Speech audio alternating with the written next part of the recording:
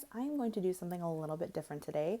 Instead of talking about my usual budgeting tips and advice that I normally discuss, I am going to share a recipe with you. I am going to share with you how I made quinoa black bean burrito bowls. If you guys are new to my channel, my name is Carly. I am a wife and homeschool mom of 4 boys, and we are expecting our 5th baby this June. I am going to show you how I made the most easy, simplest, and most delicious quinoa black bean burrito bowls. This meal cost right around $9.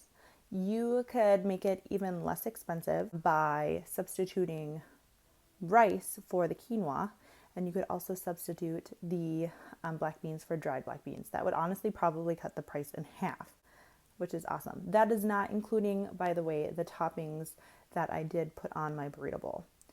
Everything that I used in this recipe I already had in my pantry and my refrigerator, so it's not like I went out and like extreme budgeted for this meal. I'm definitely a person who shops around in my own pantry and fridge and kind of sees some ingredients and throws them together and makes a meal. So that is what I did for you guys today.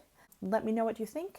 Please also leave a comment below if you decide to try this recipe. For this recipe, I am going to be using True Roots organic quinoa. You are more than welcome to use rice. I just already had quinoa in my pantry, so I wanted to use that up. I'm also going to be using 2 cans of black beans. For this recipe, you are more than welcome to use dry beans. You will obviously need to cook those before adding them to this recipe, so keep that in mind. For oil, I am going to be using avocado oil. Any cooking oil is fine that you have on hand.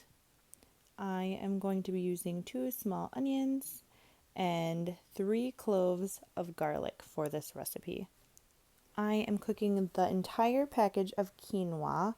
I am following the directions on the back of the package. And while this is cooking, I am going to chop up my onion and my garlic and get that cooking in a pan.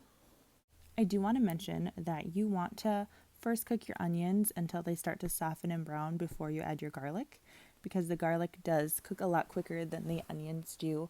And so to avoid burning your garlic, you want to add them more towards the end of cooking your onions. Now my quinoa is done, so I'm going to go ahead and turn the heat off on that and set it aside while I get started on cooking the black beans. Once your onions and garlic are nice and soft and golden brown, go ahead and add both cans of strained black beans into the pan and simmer your black beans and onion and garlic together. Now I am going to add in some Spice Islands taco seasoning to the beans. This taco season I just got from Costco. Any taco seasoning is fine.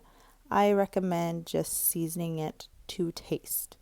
I don't really like to measure things, so I kind of eyeball it and then taste it and see if I need to add more.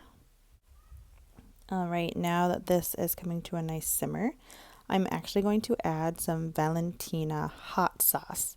I felt like my beans just needed a little more oomph, so I'm going to go ahead and add a little bit of this. That is totally optional for you. It is a little more on the spicy side, so if your family doesn't like a lot of spice, watch how much of this you add. Next, I am going to add in about a teaspoon of salt. So after the beans have simmered for about 15 minutes, they are done and we are ready to plate. For toppings, I have tomato, lettuce, sour cream, cheese, salsa, and corn. If you wanted to keep this vegan friendly, you could substitute the cheese and sour cream for vegan options. And there you guys have it. This is a super easy and inexpensive, flavorful meal that easily fed my family of 6 for under $9.